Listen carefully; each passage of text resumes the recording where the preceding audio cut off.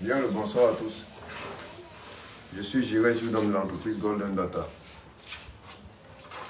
Aujourd'hui, nous allons essayer de vous expliquer des détails concernant le carrelage. Qu'est-ce qu'il faut ou qu'est-ce qu'il ne faut pas faire lorsqu'on est dans un chantier.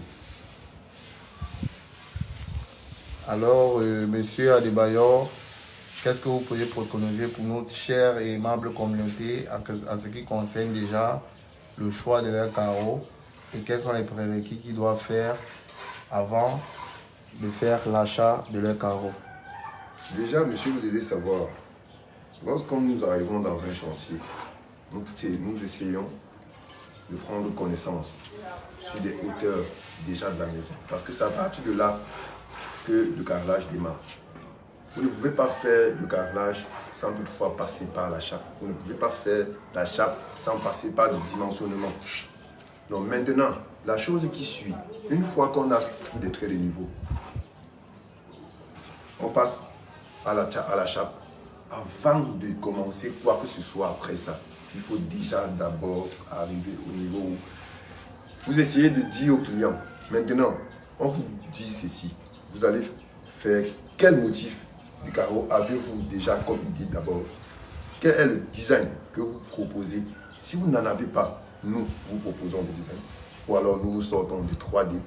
À partir de là, vous pourrez faire des choix. Maintenant, quand on arrive dans le moule, une fois le choix du design choisi, une fois le design est choisi, nous allons donc vous proposer le carreau qui marchera avec ce design-là. Comme par exemple, nous sommes sur un site où nous avons essayé de faire la même chose. Nous avons fait des propositions sur lesquelles, par exemple, dans cette chambre, j'ai fait comme nous faisons d'habitude. Golden Data n'est pas une entreprise comme n'importe quelle. Voici par exemple un sol comme ceci. Nous avons essayé d'acheter ici des carreaux italiens. Italiens pourquoi? Et surtout de couleur noire. Pourquoi est-ce qu'on a pris la couleur noire? Puisqu'on aura suffisamment de lumière dans une chambre comme celle-ci. Il faudrait que ce soit un peu plus cassé parce qu'avec le blanc, ça ne passe pas. Maintenant, quand nous revenons dans la douche, j'ai préféré mettre plus de blanc. Plus de blanc pourquoi? Parce que la douche n'est pas assez grande. Elle n'est pas assez grande, mais son design doit ressortir. Parce que les douches, déjà, vous savez, sont des endroits où l'homme ou la femme est bien plus à l'aise quand il entre. Maintenant, le mur, elle doit être en blanc. Et le sol aussi. Pourquoi? Parce qu'elle doit refléter plus de lumière. Plus de lumière, c'est très important. Surtout, il ne faut pas oublier ça. Ok, là c'est compris par notre chère et aimable communauté. Également, nous aimerons que vous essayiez de donner un briefing pour tous nos clients qui ont souvent ce problème dans la répartition du choix du carreau, également dans le traitement approprié en ce qui concerne les salles qui sont en contact avec l'eau, les pièces qui sont en contact avec l'eau et les salles qui ne sont pas en contact avec l'eau. Vous pourriez leur donner un petit éclaircissement? Oui, tout à fait.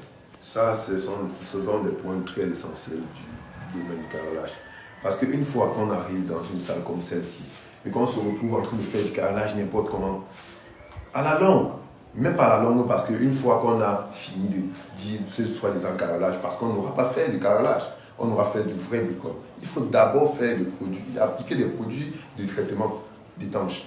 Comme par exemple, on doit faire une étanchéité murale, d'abord, en plusieurs couches.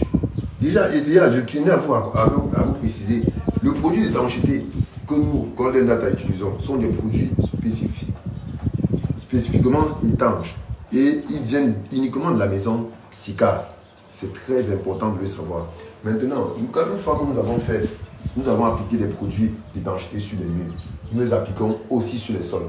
Et cela, c'est en plusieurs couches. Pourquoi? Parce qu'elles doivent adhérer et avoir une épaisseur assez considérable. Donc c'est très important. Il y a la douche qu'il faut toujours faire l'étanchéité. Il y a les balcons, parce que ce sont des endroits qui ont toujours tendance à avoir de l'eau. Il faut toujours les faire.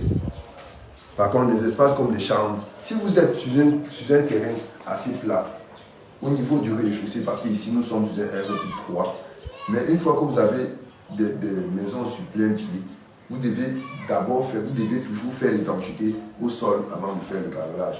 Parce que vous ne savez pas, il peut avoir des remontées capillaires. Et ces remontées capillaires-là auront des répercussions plus tard. C'est très important. Ok. Maintenant, dans cette pièce, nous avons plusieurs motifs. Pourquoi est-ce que j'ai fait ce design? Nous avons ici du modèle indien et italien. Pourquoi est-ce que ce motif a été fait?